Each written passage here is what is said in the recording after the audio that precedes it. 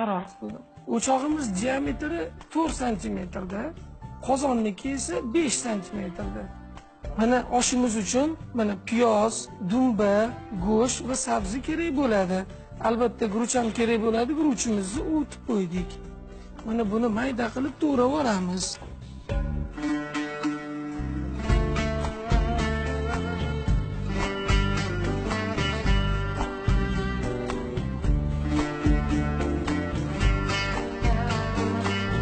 Mana endi o'chog'imizga olov yoqadigan payt ham keldi.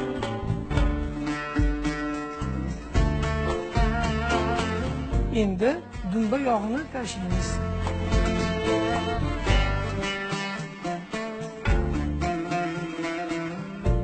Endi bu dumba yog'ini jizza qilib qovurib olamiz.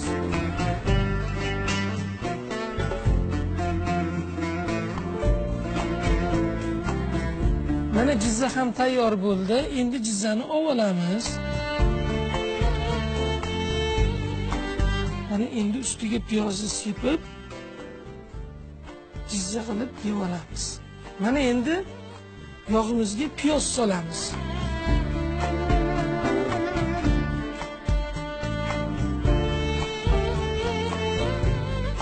Mana piyozimiz ham qizidi. Endi go'sht solamiz.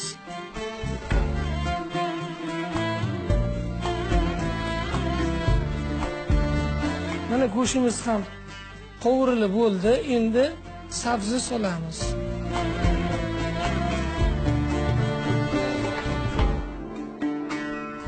Mana endi oshimizga suv soladigan jarayon keldi.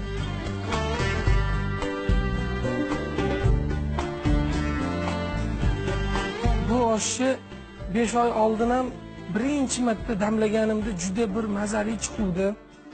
Mana endi keyinchalik undan ham mazali chiqadi degan umidim bor edi, haqiqatan shunaqa chiqyapti.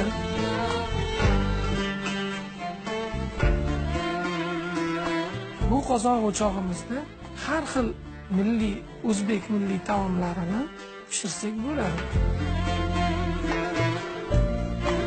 Mana guruch soladigan paytimiz keldi oshga.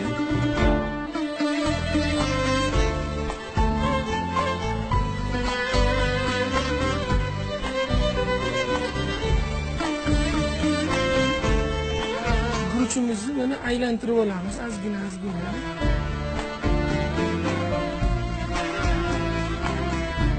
Mana endi guruchimiz ham yetilib bo'ldi. Endi buni damlaymiz. Endi qozonni yopib 15 minutga damlab qo'yamiz. Mana vaqt ham yetib keldi, oshimiz pishdi. Endi ochamiz.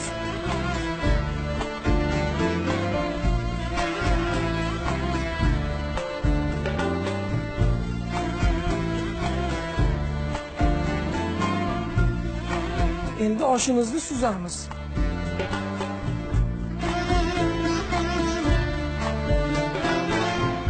Mana oshni ham suzib bo'ldik. Endi oshga marhamat.